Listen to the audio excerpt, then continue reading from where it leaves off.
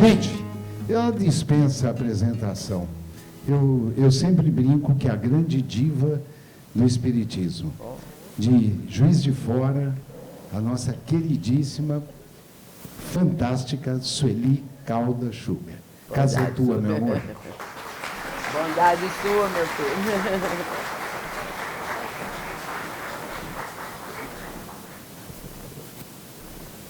Vai substituir?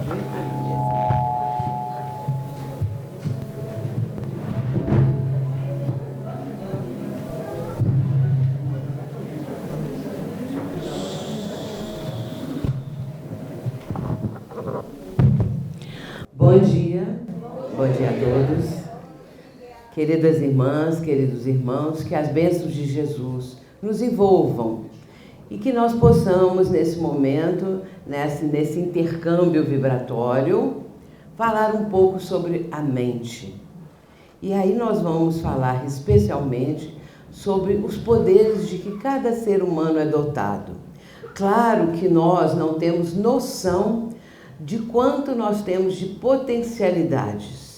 Aos poucos é que o ser humano está descobrindo a sua fantástica condição mental, que por ora está ainda mais que em estado latente, pouco compreendida, pouco utilizada. Mas a doutrina espírita tem nos apresentado as condições para um aprofundamento maior, para que nós possamos entender esse fantástico potencial que nós temos e que aos poucos vamos aprendendo a utilizar, que isso é muito importante, usar esse potencial para nosso benefício, para nosso crescimento e amadurecimento espiritual. Vamos falar então, iniciando os poderes da mente, vamos falar esse texto de Jesus que está em Lucas 17, 20 e 21. Jesus foi procurado pelos fariseus, que vieram perguntar a ele aonde ficava o reino. Jesus falava muito sobre o reino de Deus, o reino dos céus, e os fariseus queriam saber aonde ficava o reino e perguntaram. E Jesus vai responder da seguinte maneira: o reino de Deus não vem com aparência exterior, nem dirão ei-lo aqui ou ele ali, porque eis que o reino de Deus está dentro de vós. Nós vamos voltar a esse texto mais adiante, porque ele é muito importante para a nossa compreensão. Primeiramente, lembrando Leon Denis, que foi contemporâneo de Allan Kardec, para quem não conhece, e deixou obras maravilhosas, extraordinárias. E aqui nós estamos falando de um dos livros dele, O Grande Enigma. Esse livro trata da questão acerca de Deus, o Criador. Mas ele vai dizer a certa altura o seguinte: a criação divina, a eterna criação, a eterna renovação dos seres e das coisas é tão somente projeção do pensamento divino no universo. Nós temos que começar trazendo a parte grandiosa, magnífica, ou seja, o pensamento do Criador. Foi a criação divina, foi através do pensamento e do amor do Pai do Céu. Então, nós imaginamos o universo criado por Deus, não apenas o nosso diminuto planeta Terra, mas sim o universo inteiro. E a partir daí, isso que Leon Denis está dizendo, porque é uma eterna criação e uma eterna renovação dos seres e das coisas, porque é uma projeção eterna do pensamento divino.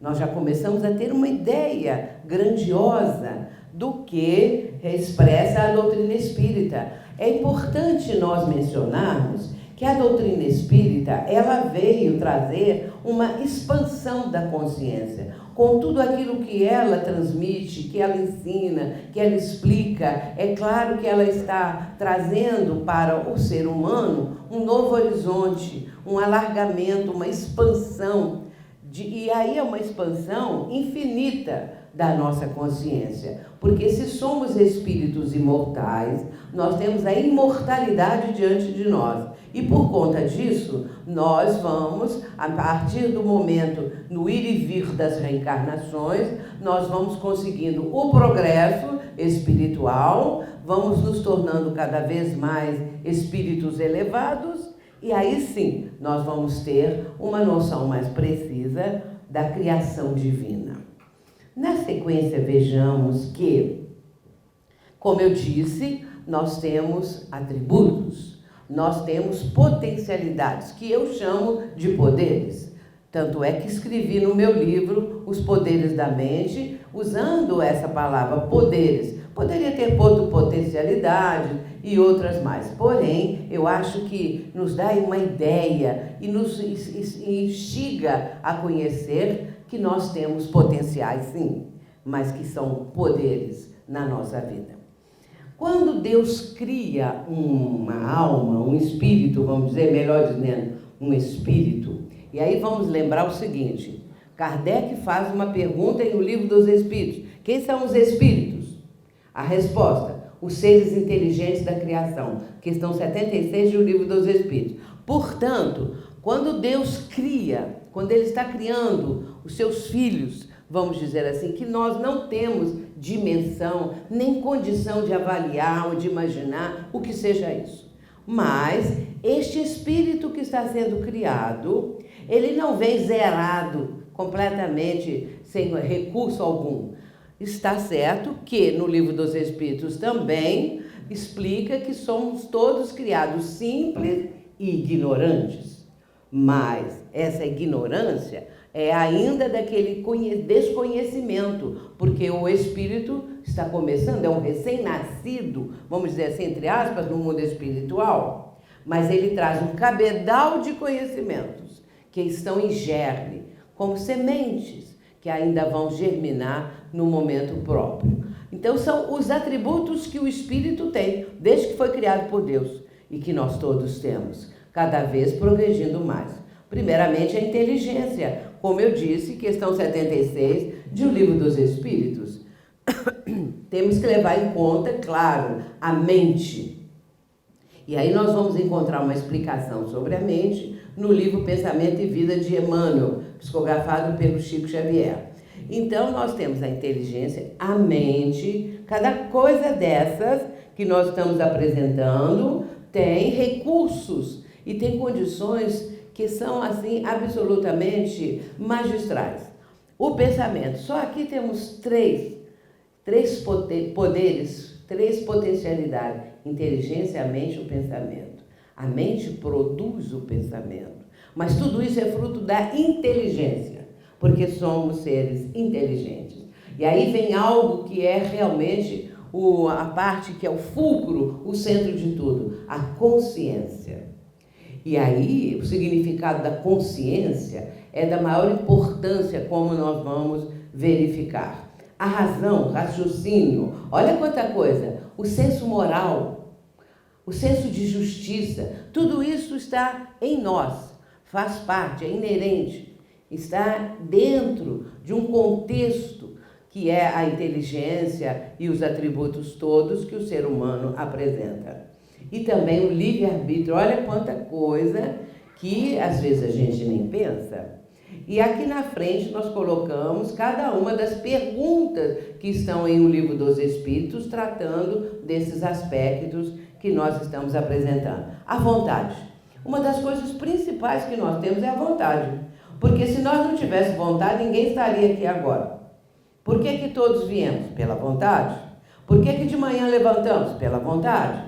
E assim sucessivamente, porque trabalhamos, porque amamos, porque odiamos, porque isso, porque está a vontade nos impelindo a certas situações. E aí vamos ver também outra coisa importantíssima, a memória.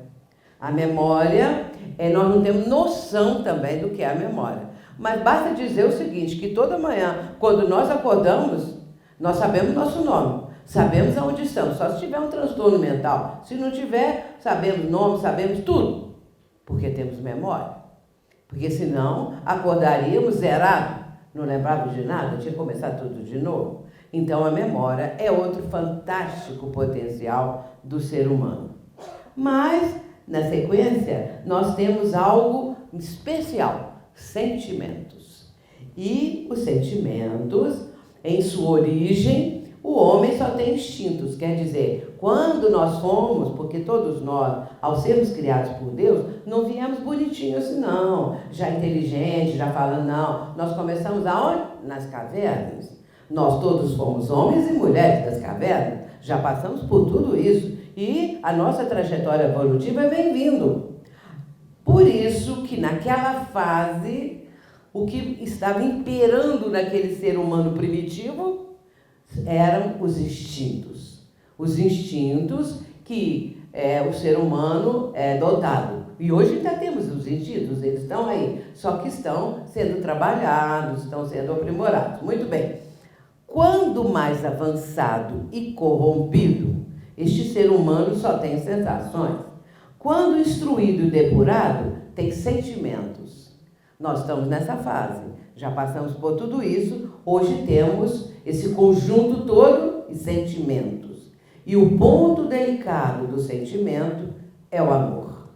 E esse é o texto de Lázaro, que está em O Evangelho segundo o Espiritismo, no capítulo 11. Vale a pena ler esse texto sobre o amor, que é algo extraordinário e belíssimo. Mas vamos começar agora falando a respeito da mente. A mente é fabulosa, eu vou ter que usar adjetivos os mais diversos, mas sempre falando da mesma forma, porque quando nós começamos a pensar no que nós somos, isso é extraordinário. Mas para chegar nesse ponto, nós estamos fazendo o quê? Pensando. Quem produz o pensamento é a mente. Muito bem, Emmanuel, ele vai dizer o seguinte: a mente, em qualquer plano, emite e recebe, dá e recolhe, renovando-se constantemente para o alto destino que lhe compete atingir. A nossa mente é uma estação transmissora e receptora. Tanto emitimos pensamentos quanto captamos pensamentos. Isso é que é muito importante saber. Nossa mente é isso aí. E aí nós vamos começar a entender, não é? O que está aqui de Emmanuel. Emite pensamento, recebe. Dá, envia pensamento e recolhe pensamento. Então esse é o nosso autodestino, a nossa destinação. Porque é através desse conjunto de possibilidades que nós vamos evoluindo, que nós vamos progredindo. Isso é um livro roteiro, que é também um livro maravilhoso. Agora, André Luiz vai aprofundar um pouco mais no livro No Mundo Maior. Eu aconselho, eu recomendo, eu falo sempre com as pessoas, leiam a coleção André Luiz, começando lá do livro Nosso Lar. Muitas vezes as pessoas já leram o Nosso Lar e não lê os demais livros, ou lê o segundo e fica por aí. Mas a obra é simplesmente fantástica. E é com essa obra de André Luiz que, como um verdadeiro repórter do mundo espiritual, trouxe para nós as condições do mundo espiritual. O que é o mundo espiritual? Só ficamos sabendo que André Luiz veio e conta com minúcias, conta com detalhes. Ele vai falar sobre a mente, nesse livro aí, No Mundo Maior. A mente é a orientadora desse universo microscópico em que bilhões de corpúsculos e energias multiformes se consagram a seu serviço. Espera aí que mudou, não é para mudar ainda não. Vamos voltar outra vez.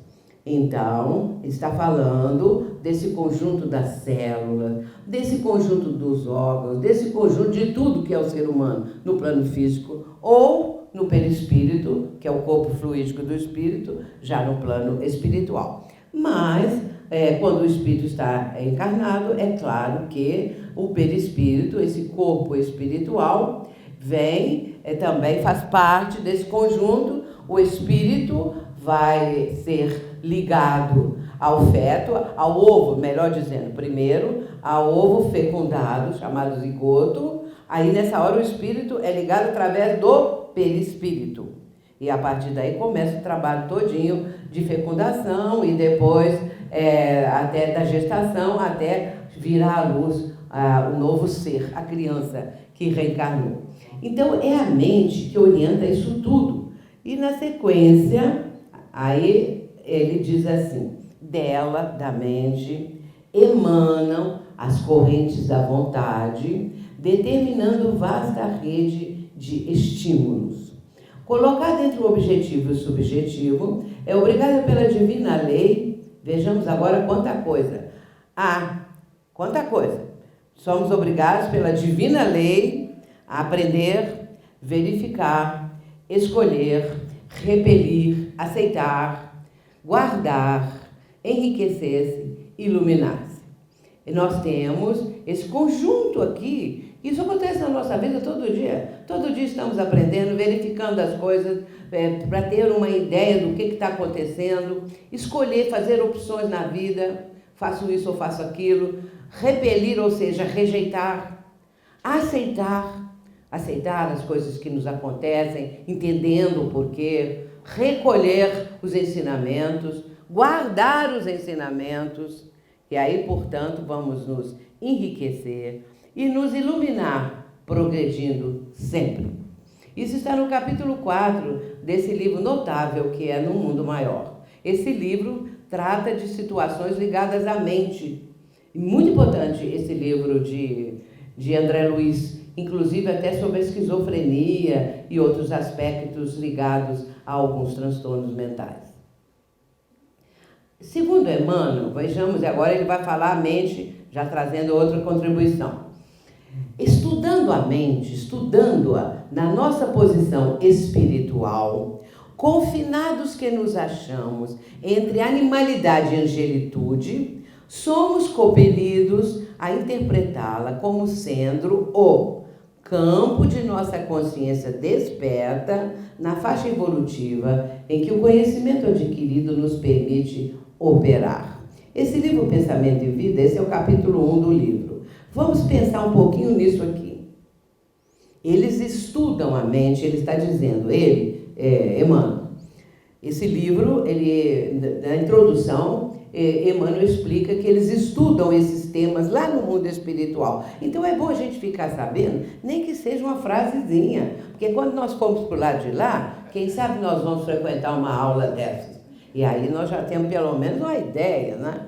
Muito bem, então ele fala, estudando a mente na posição espiritual que eles estão, entendem o seguinte, que nós estamos confinados entre animalidade e angelitude, ou seja, há em cada um de nós uma condição espiritual, desde a animalidade, quando nós começamos lá atrás, bem atrás, até chegarmos à angelitude, ou seja, a condição de espíritos de luz, porque um dia nós vamos ser espíritos de luz, pode demorar um pouco, mas nós vamos. Então, dependendo de nós, não é, do nosso esforço e tudo mais. Então, nós estamos entre essa animalidade, que é a parte mais do instinto, a parte ainda mais primitiva, até alcançarmos a condição de espíritos iluminados, a angelitude. E aí ele diz que, entendendo isso, nós somos impelidos para compreender, né, que a mente, na verdade, ela é o campo da nossa consciência desperta. Nós vamos falar sobre a consciência logo em seguida. Uma das coisas, talvez a mais importante, é a consciência. Porque é na consciência que nós sabemos de tudo. Temos tudo arquivado. E outra coisa também, a consciência significa que nós sabemos que existimos. Nós sabemos que existimos. Todo ser humano sabe que existe, a não ser que tenha algum distúrbio, algum problema. Agora, os animais, por exemplo, não sabem. O cão, por mais adiantado que ele seja, inteligente, evoluído, ele não pensa assim, eu sou um cão. Ele pode chegar em frente ao espelho, ele não vai dizer, sou um cão, eu chamo Sherlock, que é o nome do cachorro lá de casa. Ele não chega lá e fala isso, não é? Ele não pensa isso, porque ele tem uma inteligência fragmentária, o pensamento do cão, ele é dentro de uma faixa de conhecimento, de possibilidade, mas ele não tem um pensamento contínuo, que faz elaborações, só o ser humano. Por isso, a nossa consciência, ela está atualmente despertada, não é? Dentro de uma faixa evolutiva em que estamos vivenciando, em que o conhecimento adquirido nos permite operar. Nós não podemos fazer nada mais, nada além do que a nossa evolução atual nos permite. Por exemplo, eu não sei se aqui temos um cientista, alguém que está nos laboratórios, por exemplo, descobrindo vacinas, fazendo isso, fazendo aquilo. Nenhum de nós pode chegar, botar uma roupinha branca, aquela roupa deles próprios, e chegar lá, bater na porta do laboratório, eu vim trabalhar aqui. Porque você sabe dessas coisas? Não sei nada não, mas eu quero vir ficar aqui. Então, nós, para ficarmos lá, nós temos que ter um conhecimento adquirido que nos permite operar naquilo. Então, já que no meu não tenho, eu não posso ir para lá, mesmo que eu tenha boa vontade. Mesmo que eu deseje muito também ajudar a inventar vacina. Então, bom, você pode fazer o seguinte, já que você não pode inventar vacina, vai lá para um posto de saúde, aprende a aplicar vacina, isso você pode fazer. Então, se a pessoa fizer um estudo prévio, ela pode estar lá aplicando vacina. Mas inventar vacina e trabalhar num laboratório ou inventar qualquer coisa, aí depende do nosso estágio evolutivo. Então, isso tudo, a consciência detém isso tudo. Agora, lembrando que, para ficarmos mais situados a respeito do Criador e da criação, André Luiz vai dizer de forma fantástica, magistral, nos fundamentos da criação vibra o pensamento imensurável do Criador, que nós não temos condição de mensurar, de ter ideia do que seja. Sobre este plasma divino, quer dizer, o pensamento do Criador, vibra o pensamento mensurável da criatura. O nosso pensamento, que da criatura, como filhos de Deus, não é? Nosso pensamento, ele é mensurável. O do Pai, do céu, do Criador é imensurável. Ninguém consegue sequer imaginar, não é?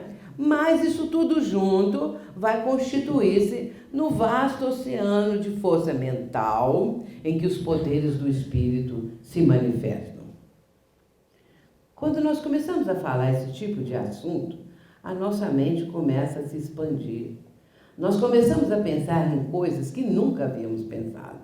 E a Joana de Ângeles, ela fala que o espiritismo facilita, o espiritismo nos possibilita novas construções mentais. E o espírita está sempre tendo novas construções mentais. Porque a partir do momento que é explicado para nós o que é o passe é uma energia, o que é uma energia? Aí nós vamos estudar o que é uma vibração, o que é? Nós estamos construindo novas construções mentais, nós estamos fazendo novas construções mentais para entender, porque até então nós não tínhamos falado sobre isso. Aí abre um campo novo, e aí vai sendo assim. Então, nós somos espíritos eternos. Bom, mas o que é eternidade? Eternos? Não, nós somos imortais, porque é eterno só Deus. O que é eterno? Aquilo que não tem começo, não tem fim. Só Deus. Agora, nós tivemos começo o dia que fomos criados por Deus. Então, são novas construções mentais, meus irmãos. Isso é muito importante porque é saúde mental. Aí que está. Para nós termos uma mente mais sadia, para nós ficar sempre mais em dia com as coisas. A pessoa deve procurar ficar em dia com as coisas. Porque, eu não gosto disso, não gosto nem de olhar para o computador, eu não gosto do celular. Tem gente assim. Próximos a mim, por exemplo, não quero nem saber disso, mas devia saber. Sabe por quê? Não é para ficar lá o tempo todo, não, mas é para aprender, para fazer a mente se exercitar, para fazer a mente ficar mais ativa, para poder... Então, enfim, nós precisamos dessas coisas. Mas vamos ver agora, ainda a questão do poder do pensamento, vamos chegar na consciência agora mesmo. Esse aí, bem simpático, é Carl Gustav Jung. Olha o que ele fala. Que existem 4 funções primárias no ser humano: o pensamento, o sentimento, a intuição e a sensação. Então ele resumiu isso tudo em 4 funções, que são corretas também. Mas acontece que a doutrina espírita expande, desdobra, traz novas construções mentais, possibilitando que aprendamos coisas novas. E isso é da maior importância, aprender coisa nova é fantástico e é bom para a saúde. E que nós precisamos aprender coisas novas, não é ler mais, sair daquela concha que às vezes a gente fica, chamada de conforto, né? Mas é para lá de desconfortável. Então, pensamento, sentimento, a intuição, pensamento e sentimento nós já estamos falando, mas a intuição é uma coisa notável. Às vezes a pessoa fala assim, tive uma intuição. Não quer dizer que um espírito veio e intuiu, não. A intuição, ela vem do nosso acervo do passado, da nossa bagagem, de tudo. Então, de repente, você tem uma intuição de alguma coisa. É claro que espíritos bondosos podem nos ajudar, nos inspirar. E espíritos atrasados também inspiram para coisas negativas, maléficas, né? Portanto, então essa intuição, ela brota. Eu tive uma intuição de uma coisa que eu devo fazer ou não devo fazer e tal. Isso vem dessa sensação que às vezes está introjetada em nós. Muito bem, isso está no livro Vida e Pensamento, que fala a respeito da vida de Jung. Kardec ele esclarece da seguinte maneira: o pensamento é atributo característico do ser espiritual. É ele que distingue o espírito da matéria. Sem o pensamento, o espírito não seria espírito. Seria tudo menos espírito, não é? O pensamento, agora vem, age sobre os fluidos espirituais, sobre os fluidos ambientes, como o som sobre o ar. Esses fluidos nos trazem o pensamento, como o ar nos traz o som. Ele está falando também que esses fluidos agem, aliás, que o pensamento age sobre os fluidos do ambiente. Mas nós sabemos que sobre os fluidos espirituais também, não é?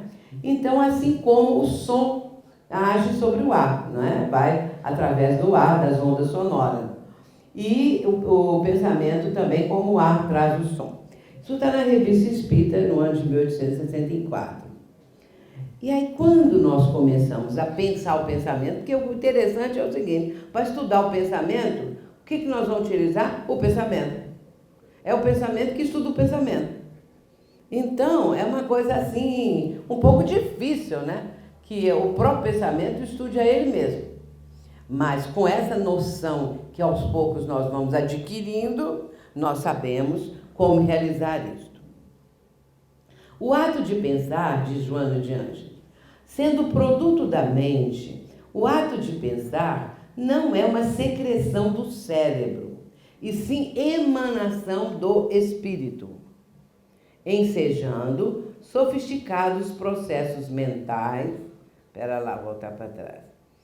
O ato de pensar não é produzido pelo cérebro, pelos neurônios, como pensa a ciência, que são os neurônios que produzem o pensamento, as sinapses, as dendrites, aquelas coisas todas lá do cérebro, mas sim o espírito. Claro que o espírito, estando encarnado ou reencarnado, ele necessita, agora eu vou usar palavras minhas, de uma sede para atuar, que é o pensamento, que é a mente, que é o conjunto do cérebro. Então, o cérebro é o órgão físico aonde o espírito atua, porque ele precisaria de ter uma condição de atuação no campo físico, e é no nosso cérebro. Tanto é que quando morre o indivíduo, morre o cérebro, acabou. O espírito não pensa, aliás, o corpo físico não pensa, não tem ideia, não tem sentimento, não tem nada, mas o espírito tem tudo, porque ele é que é o dono do corpo. Quando muitas vezes a gente pensa ao contrário, o corpo é que é o dono do espírito, não é? Ah, porque o corpo físico exige isso. Não tem nada não, quem tem que exigir é o espírito. E o espírito não tem que cair nas exigências, entre aspas, do corpo físico. Eu exijo, meu corpo exige que eu tenha muito prazer, que eu beba muito, eu tenha usar muito droga, ou que eu isso, que eu aquilo, que eu vá lá roubar, matar, fazer qualquer coisa, porque isso é do instinto, vem do meu corpo físico. Não. Vem do espírito. Tudo isso vem do espírito. A vontade de usar um vício qualquer é do espírito. Mas o corpo, se a pessoa já usou uma vez e fica dependente químico daquilo, né, na dependência, Aí é claro que o corpo requer, porque o corpo pede por uma condição de necessidade fisiológica, e não propriamente porque o espírito é que está querendo. Claro que aí junta espírito no corpo físico requerendo isso. E o espírito vai atender ou não. Aí quem comanda é o espírito. Mas o espírito debilitado, o espírito que é fraco ainda, que é vulnerável, que fica sob influência de espíritos obsessores, porque uma pessoa que desencarna ainda como dependente de uma droga qualquer, no mundo espiritual ele vai sentir necessidade, porque isso está impresso no psiquismo dele. Essa necessidade está no perispírito, nesse conjunto, no mundo espiritual. Ele vai necessitar daquilo. Por isso, muitos espíritos que se comunicam na reunião mediúnica, que desencarnaram por overdose, por exemplo, necessitam daquilo. Eles querem ainda, vem pedindo, vem chorando, vem naquela situação da falta, né, que sente da droga. Muito bem, então isso depende também do espírito, mas nós temos que lembrar que o cérebro nada mais é do que uma sede. E a partir daí, o que o espírito está ali dominando? Nós teremos por conta disso, do espírito, a razão, o discernimento, o raciocínio lógico, a capacidade de apreensão, a memória e todo o nosso potencial que culmina na consciência. Isso é o livro da Joana de Ângeles, Em Busca da Verdade. Razão, raciocínio, discernimento, discernir as coisas, o que é certo, o que é errado, essa capacidade de avaliarmos é fantástica também. A capacidade de apreensão. Nós vamos aos poucos apreendendo as situações. A memória, como já falamos, e todo esse potencial, todo esse conjunto de atributos que culminam na consciência. E então, nós vamos ver agora, não é? Que todo esse cabedal pertence ao espírito imortal. Cessada a vida física, a alma permanece com todas as suas potencialidades. O cérebro material se desfaz na lei natural da morte. Em pouco tempo, nada mais resta da veste corporal. Mas pairando acima desta, prossegue o espírito a sua infinita trajetória evolutiva. Então, eu fiz essa síntese aqui, não é? Para nós entendermos que o mecanismo de tudo é isso aqui. Tudo que nós mencionamos é do espírito imortal. E a vida física é apenas o campo necessário para o espírito atuar enquanto está encarnado. Desencarnando, é claro que o corpo é uma veste que não mais necessita dela, e aí o espírito vai prosseguir na sua vida no mundo que lhe é próprio, porque nós somos do mundo espiritual. A nossa pátria de origem é o mundo espiritual. Essa vida aqui é uma vida transitória, pequena, fugaz, passa rapidamente. E eu gosto de falar uma frase do filósofo espiritualista Humberto Roden. Ele fala assim: até hoje ninguém morreu. Vamos pensar, até hoje ninguém morreu. Nem o homem das cavernas, nem a mulher das cavernas. O que é que morreu? O corpo físico. O espírito nunca morre. Então, quando fala até hoje ninguém morreu, quer dizer, nenhum espírito morreu até hoje. Estamos aí, na trajetória. E vamos prosseguir, infinitamente. É a infinita trajetória evolutiva. E aí, meus irmãos, quando nós pensamos que até hoje ninguém morreu, nós começamos a valorizar a vida como espíritos imortais que somos, e não o corpo físico, porque priorizamos. Tudo na vida hoje remete para o campo físico. E aí, o campo físico é tão transitório. Isso que hoje é chamado de uma coisa fantástica, uma beleza, um corpo escultural, ou um corpo isso, um corpo aquilo, e belíssimo, dizer que acaba no segundo que saiu lá fora, vem um carro e pega, cai uma coisa na cabeça da pessoa, e acabou ali, pronto, acabou. Morreu? Não. O espírito prossegue. Com todo o seu cabedal, com todas as suas condições, com tudo o que é. E aí nós começamos a entender que o nosso corpo físico é uma veste. E ela se deteriora com o tempo. Se nós estamos vivendo mais tempo na Terra, com mais décadas de vida, o que vai acontecendo com o corpo físico? Ainda é aquele lá do passado, com 20 anos, 15 anos? Não. Vai deteriorando, porque o tempo está passando. E aí nós entendemos. Esse negócio da pessoa falar assim, terceira idade, que coisa horrível, a idade mais... Olha, eu acho naturalíssimo, porque tem que ser assim. Nós vamos ficar toda a vida com aquela carinha de 18 anos? Então, o corpo vai mostrando os sinais da vida. Eu acho isso tão rico. São os sinais da vida. Aí o espírito vai sair depois, aí sim, com cara de 18 anos, se nós merecermos, né? Porque quando chega do lado de lá, o espírito rejuvenesce. Rejuvenesce. Se eu tiver tempo, eu conto aqui um casinho rápido. A minha mãe... Meus pais foram um casal mais maravilhoso que eu já vi nesse mundo.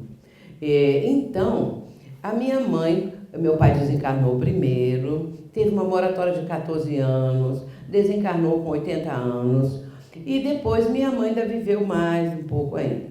Mas a minha mãe, quando desencarnou, ela estava muito magrinha, muito miudinha, e eu liguei para Divaldo Franco, que nós tivemos a oportunidade de hospedar Divaldo Franco por mais de 50 anos, lá em Juiz de Fora. Então ele viu meus filhos crescerem, ele acompanhou a vida toda. Então eu liguei e falei, Divaldo, mamãe desencarnou. Aí ele virou e falou assim, desencarnou serenamente, como serenamente viveu. Bom, tudo bem, que ela foi assim, serenamente. Passados meses, chegou o dia do Divaldo ir lá em Juiz de Fora. Ele foi. E aí ele falou comigo assim, que viu mamãe e viu meu pai, não é? E a minha mãe, ele falou assim, ela tá até mais gordinha. Falou assim, porque ela tava um fiapinho, né? Ela tá até mais gordinha. Muito bem. Foi embora e tal. No dia seguinte, eu ligo para minha irmã, que a minha irmã não foi assistir a palestra, não pôde. Então, eu falei, Edivaldo deu notícia da mamãe, disse que mamãe tá bem melhor, tá até mais gordinha. E aí depois desliguei o telefone. E quando eu virei, a faxineira estava apoiada na vassoura e falou assim, Sueli, como sua mãe pôde engordar depois de morta? Aí eu falei, pensei, minha filha, coisas de espírita, não adianta nem explicar uma coisa dessa, né?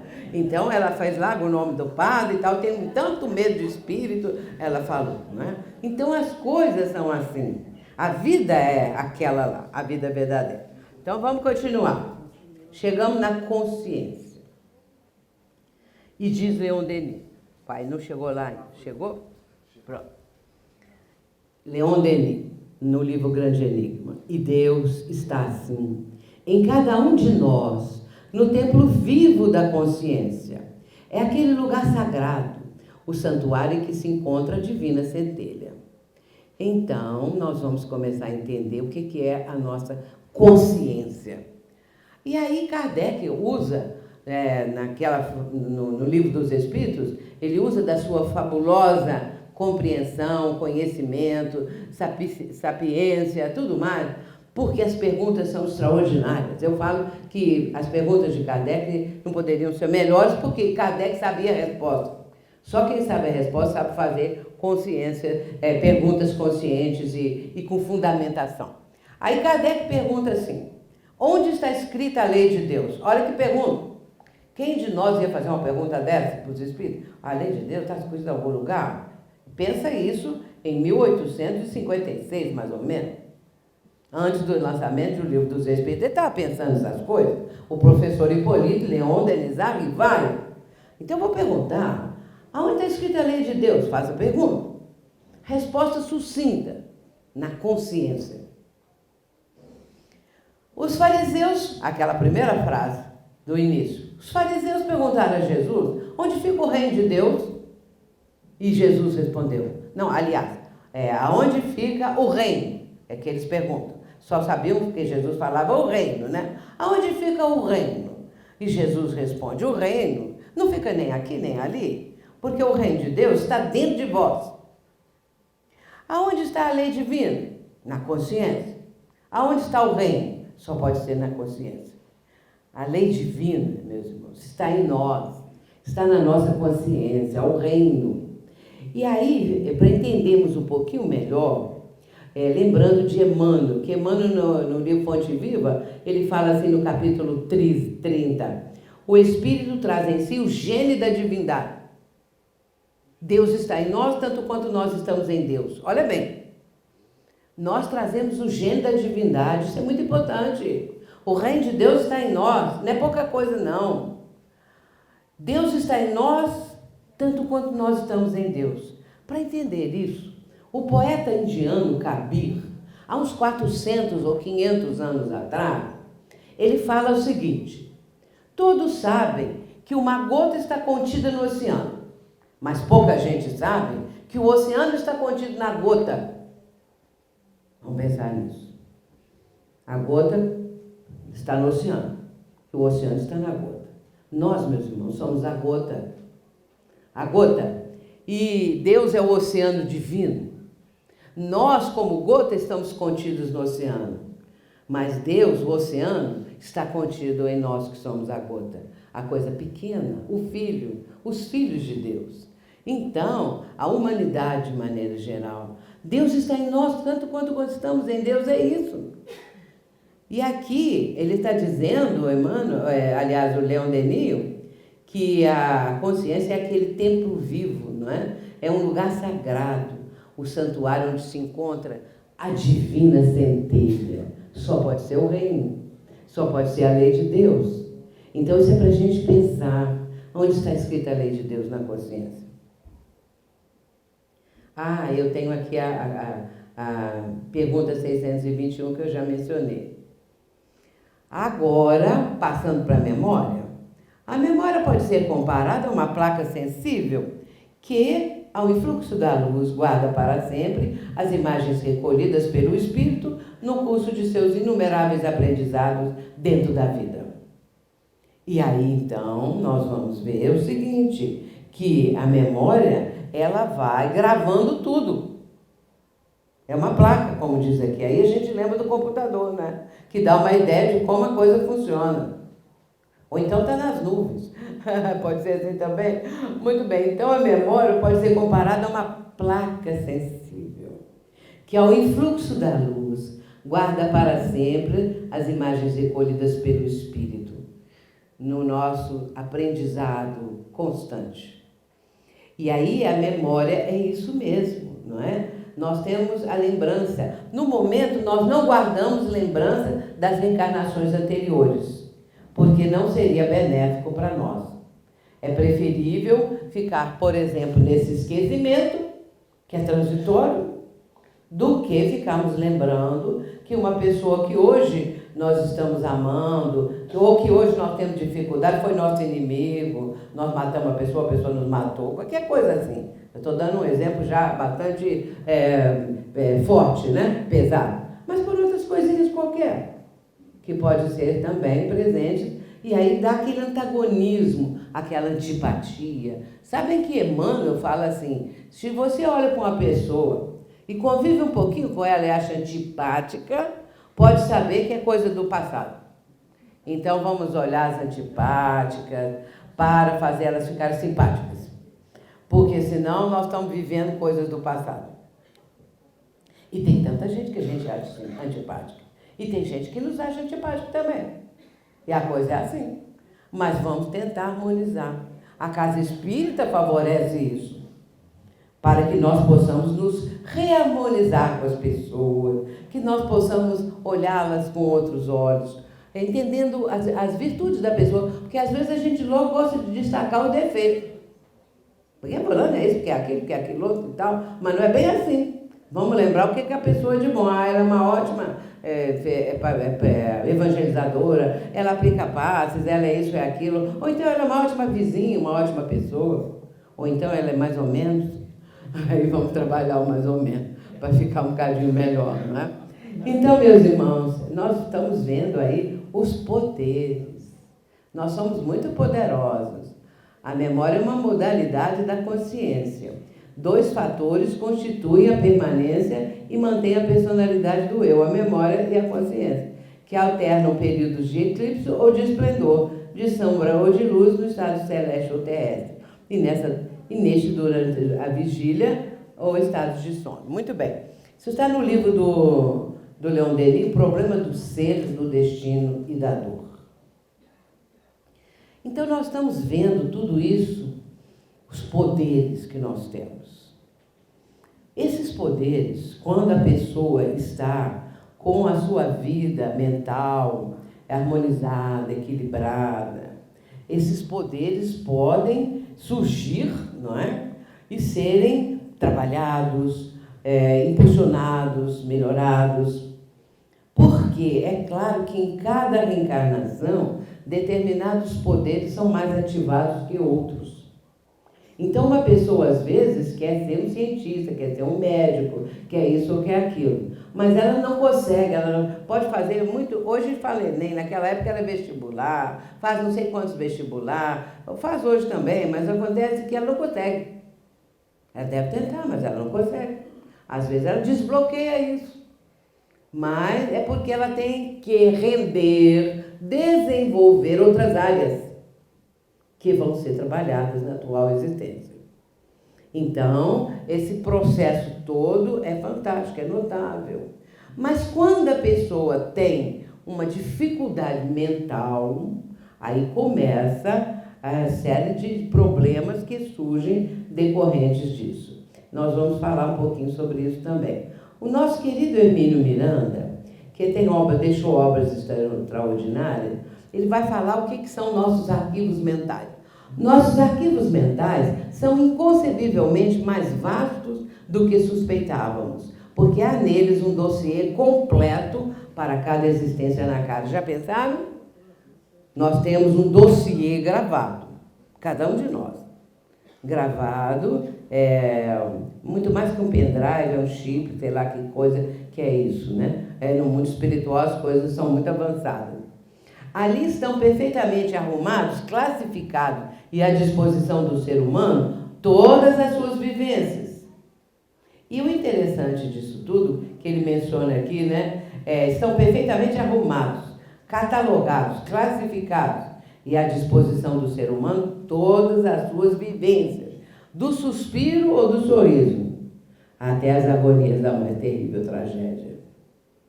Portanto, nada fica sem registro. E nós esquecemos disso.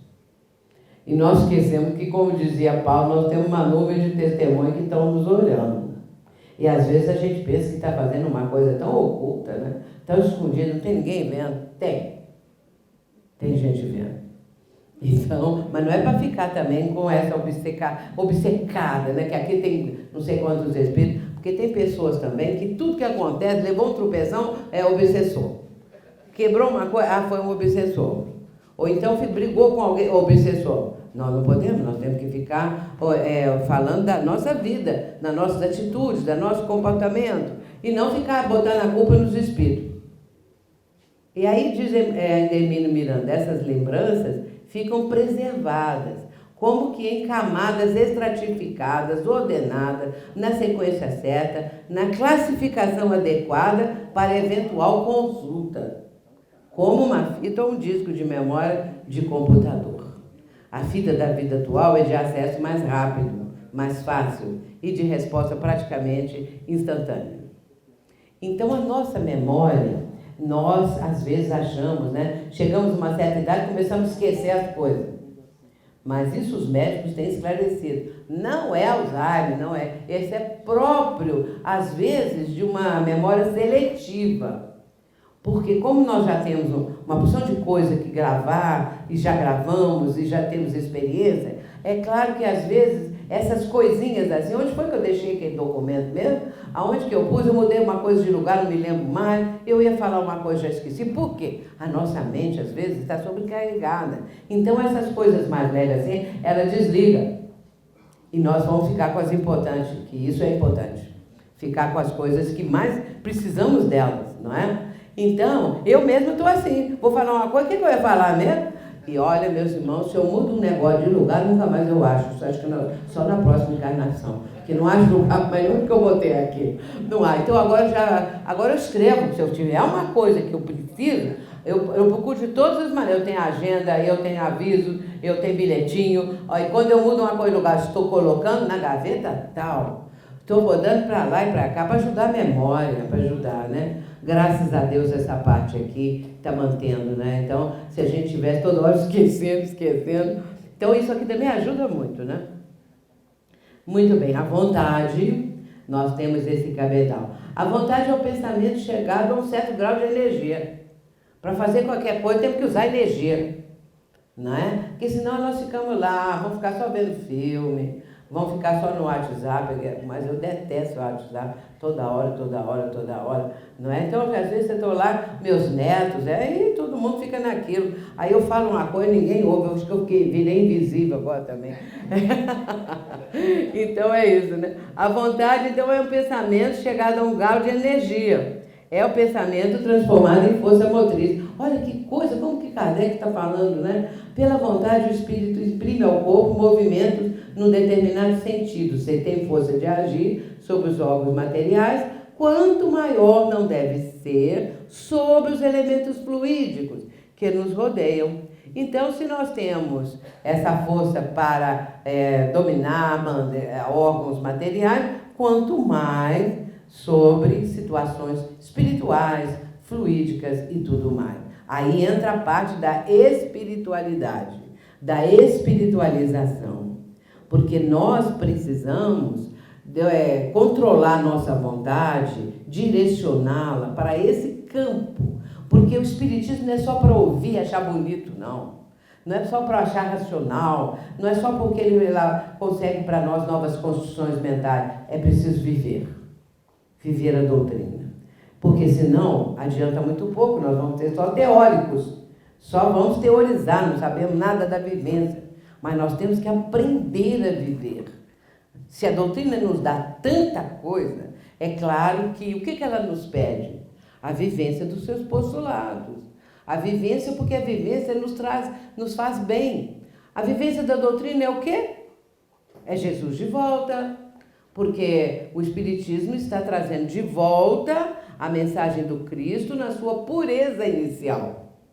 Que isso é que é muito importante. Sem as adulterações, as supressões, os acréscimos que ocorreram com a palavra do Cristo. Então a doutrina vem e nos traz todo esse conjunto de ensinamento de Jesus. E o que Jesus nos pede? É exatamente isso. Nós realizarmos essa transformação.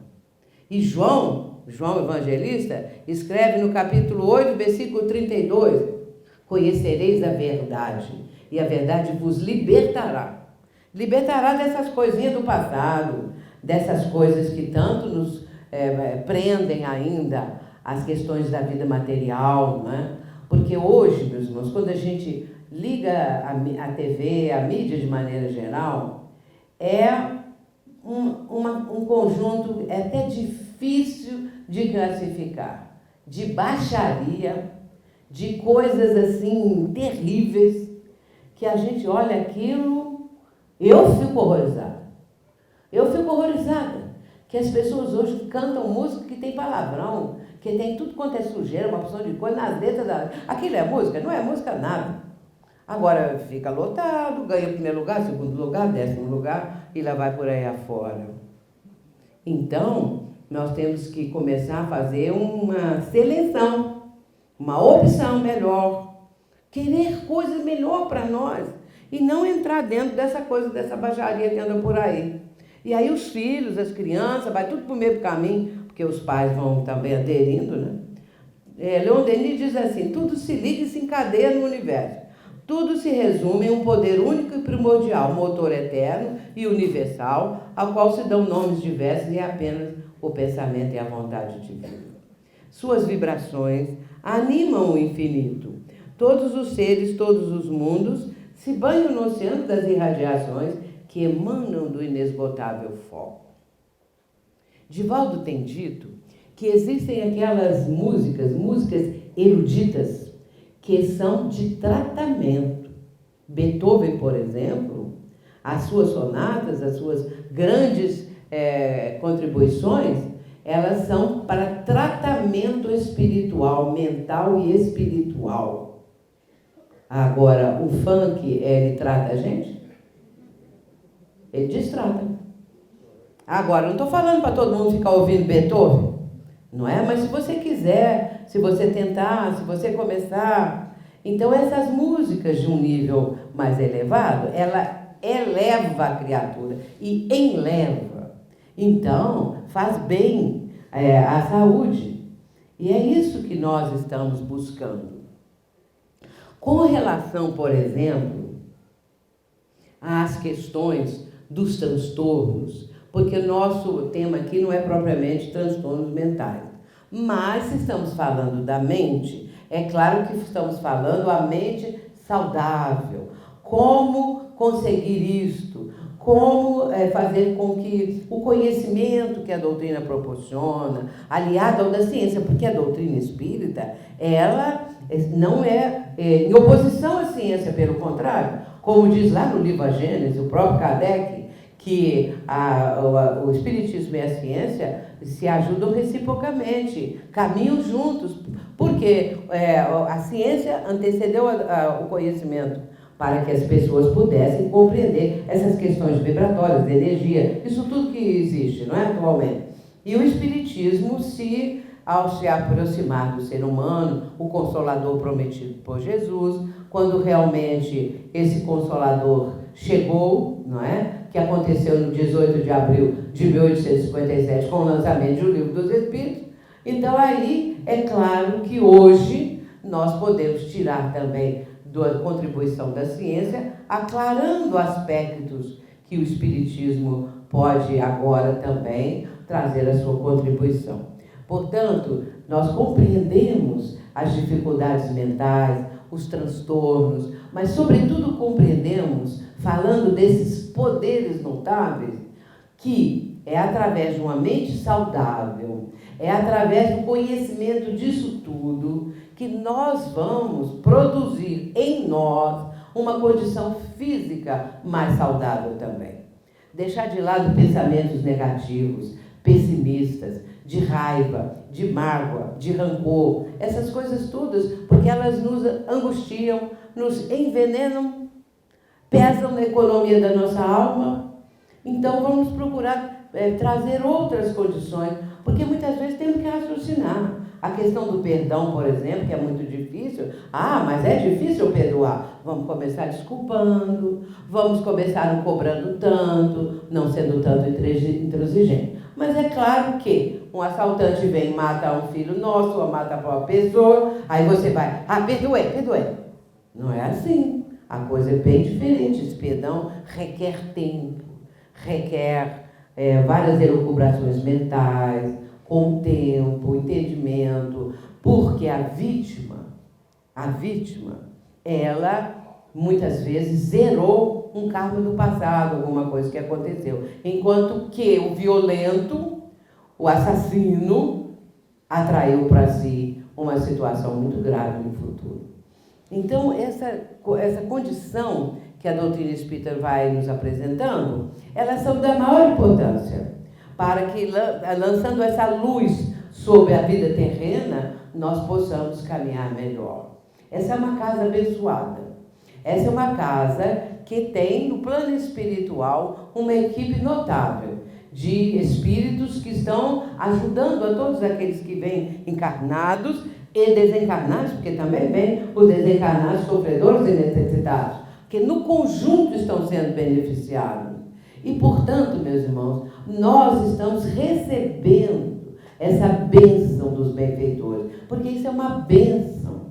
Assim como a medicina está trazendo para as pessoas, medicina terrena, a vacina, o tratamento e uma porção de coisas, a medicina espiritual nos traz esses ensinamentos. E essas condições de nos reunirmos para trazer para o nosso mundo íntimo essa felicidade do dever cumprido, a felicidade do amor vigendo em nossa vida.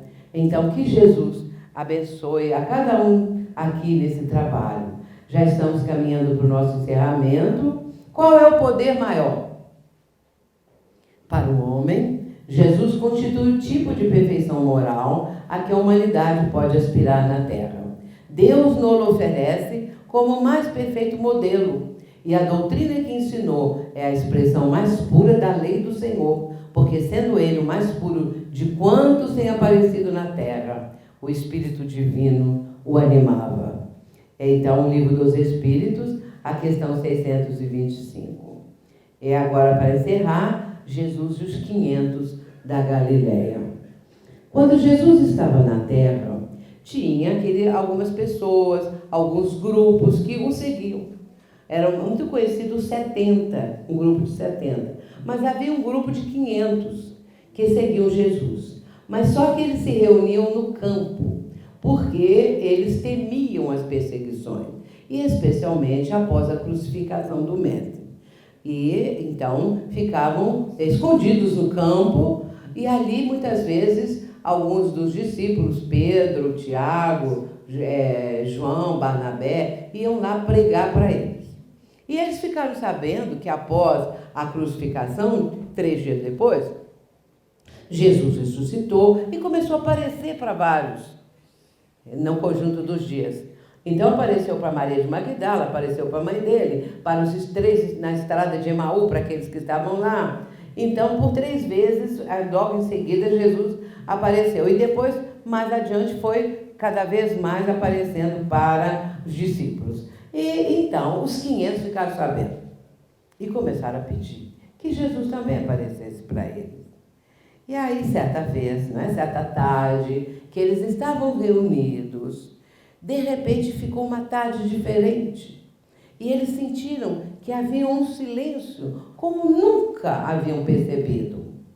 Não havia nenhum pássaro cantando, nenhum aragem, o vento cessara por completo, as folhas nas árvores, os galhos, tudo parado. E de repente Jesus veio. E é esse texto que nós estamos apresentando, que é do livro Boa Nova, um pequeno texto em que Jesus veio e vai dizer assim para eles: Amados, eis que retomo a vida em meu Pai, para regressar à luz do meu reino. Enviei meus discípulos como ovelhas a meio de lobos, e vos recomendo que lhes sigais os passos no escabroso caminho. Depois deles, é a vós que confio a tarefa sublime de redenção pelas verdades do Evangelho. Eles são semeadores, vós sereis o fermento divino. Instituo-vos os primeiros trabalhadores, os herdeiros iniciais dos bens divinos. É apenas um trecho de uma mensagem bem mais longa que Humberto de Campos traz para nós num dos livros mais lindos que existe, que é o livro Boa Nova. Muito bem, então ele está dizendo aqui que os discípulos eram semeadores, mas que eles deveriam ser fermento. Ali estavam 500 pessoas de todas as idades, de todas as condições. E diz Humberto de Campos, na continuação do texto, que muitos seguiram aquilo que Jesus estava dizendo. E aí nós vamos perguntar o que é ser fermento. O fermento faz crescer a massa. O povo muitas vezes chama de massa, né? Bom, mas não é bem isso. Massa, não. É fermento divino. Ser fermento divino. Muitos vultos da humanidade exerceram o papel de fermento. Muitos. Que foram reconhecidos, às vezes, só depois da desencarnação. Gandhi, por exemplo, exerceu esse papel. Francisco de Assis. E vamos olhando os vultos que trouxeram contribuição muito grande, importante para a humanidade, exerceram o papel de fermento divino. Porque fermentaram ideias. E aí é a pergunta, e nós? Podemos ser fermento? Podemos. E somos. Quando ajudamos uma pessoa, quando esclarecemos alguma coisa, quando estamos no trabalho voluntário, ou num trabalho qualquer que realizemos no campo do bem, nós estamos fermentando. Estamos fermentando ideias e Jesus precisa disso. Que nós possamos, meus irmãos, cada vez mais fermentar ideias, falarmos acerca do Cristo, porque tudo isso mantém a nossa mente num equilíbrio muito maior e a nossa saúde física vai também ficar num bem-estar, numa situação. Se a pessoa já está enferma, ela pode, com a sua mente positiva, com preces, lembrar sempre de vigiar e orar, como Jesus recomendava, e essa mente positiva, voltada para as questões espirituais, ajudar aquela enfermidade a ou cessar totalmente, ficar curada, ou então se desencarnar, que a pessoa tenha um desencarne, uma desencarnação bem mais equilibrada, bem mais suave, sabendo que os protetores espirituais ali estão para ajudar, porque até hoje ninguém morreu. Muita paz, muita luz, que Jesus nos abençoe. Agradeço ao nosso querido Newton esse trabalho maravilhoso que é realizado nessa casa e a toda a sua equipe que trabalha junto com ele. Muito obrigada.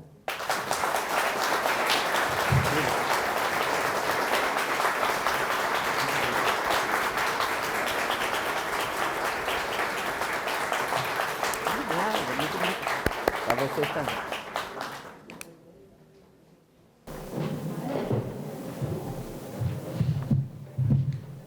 Obrigada, Silvia. Espetáculo, né? Pois é, quem cuida da mente, cuida da vida, gente. Estamos encerrando, depois, o Janeiro Branco, né? O último sábado de janeiro. E foi esta razão de a gente ter convidado a Sueli para falar sobre esse tema. Temos que cuidar da mente para cuidar da vida, pois a vida continua. Não é só aqui nesse planetinha, né, de aprendizado, essa grande escola que nós temos a oportunidade de experienciar o que é o amor. Temos que cuidar da mente sobre todos os aspectos, mas o melhor dos aspectos é cuidar da alma. Temos que cuidar de nossas almas, não é assim? Então vamos agora fechar os nossos olhos e agradecer a Jesus. Vamos agradecer primeiramente a Moisés, que nos trouxe a Torá, os 10 mandamentos, as tábuas sagradas da lei. Vamos agradecer a todos os grandes filósofos da antiguidade.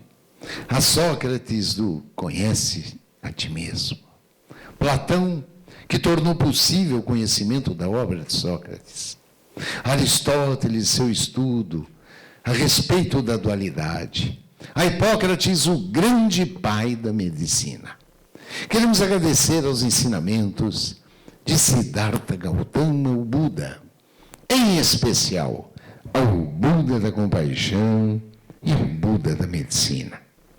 Vamos agradecer também a Maomé, profeta Muhammad, pelas 114 suratas do livro do amor do Islã, o Alcorão Sagrado.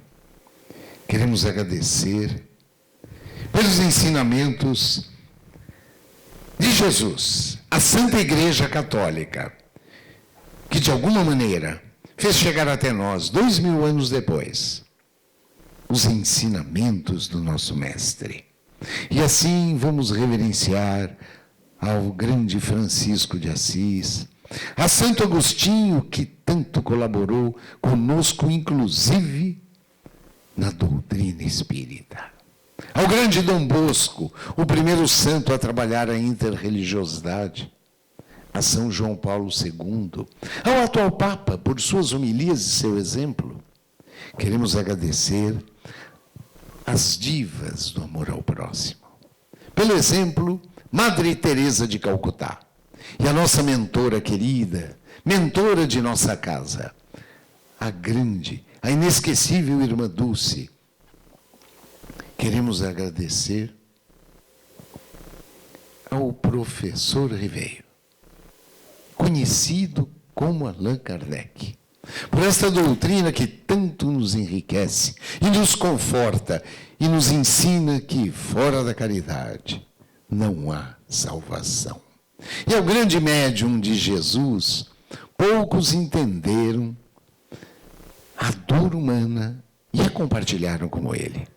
O grande, o nosso queridíssimo Chico, lá de Pedro Leopoldo, de Uberaba, o Chico das Minas Gerais, das Mães Enlutadas.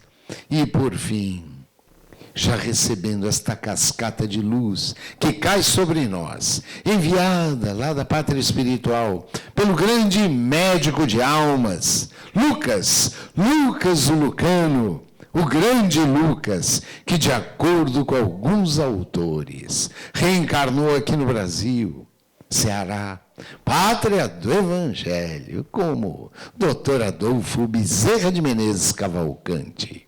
E a ele e a sua equipe, que nós confiamos os trabalhos de cura, os trabalhos de autocura desta manhã. E assim vamos recebendo esta cascata de luz que nos cobre, muita luz que cai sobre nós. Luz de todas as cores, de todas as frequências, específicas para cada um.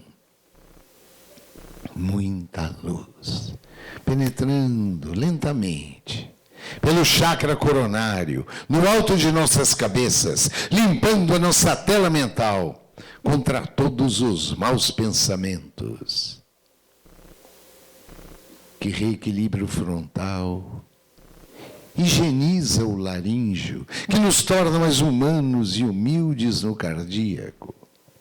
Luz que equilibra o gástrico, esplênico, e que completa de energia de cura, de autocura, o básico ou genésico, e que acende totalmente nosso corpo espiritual. Nós somos luzes, o Mestre disse.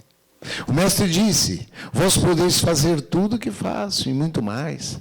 E nós podemos, fé e vontade. É a cura, é a autocura. Vamos sentindo lentamente esta energia caminhando por artérias, veias e linfáticos, banhando o nosso corpo físico, chegando a todas as células, uma a uma, em especial a célula daquele órgão doente que me trouxe obreiros nesta manhã. Receptores de membrana trabalhando. Organelas citoplasmáticas são mitocôndrias produzindo e armazenando ectoplasma, energia de cura. É o núcleo se dividindo de uma forma fisiológica, harmônica, evitando o crescimento de nódulos, cistos, tumores, de câncer, de metástases. Nós podemos nos curar. O Mestre disse, vós sois deuses, nós o somos. E assim, vamos agradecer a Mestre Jesus, olhar em seus olhos compassivos e misericordiosos, por esta cura que já se inicia. Mas, vamos nos colocar também daqui para frente, à disposição de nosso querido Mestre, de nossos mentores, para servir na seara do Cristo. E mais uma vez, vamos expressar a nossa gratidão por este momento de transformação moral, através da oração, destino de amor, que certamente um dia irá unir todos os países, todos os povos, todas as raças, todos os credos, todas as religiões, enfim, toda a humanidade. Pai nosso que estás no céu, santificado seja o vosso nome, venha a nós o vosso reino, seja feita a vossa vontade, assim na terra como no céu. O pão nosso de cada dia nos dai hoje, perdoai as nossas ofensas, assim como nós perdoamos a quem não nos deixeis cair em tentação, graças a Deus, que nosso Mestre nos oriente, nos ilumine e nos abençoe em mais um dia de... Graças a Deus, vamos trabalhar. Obrigado, Sueli, casa é tua.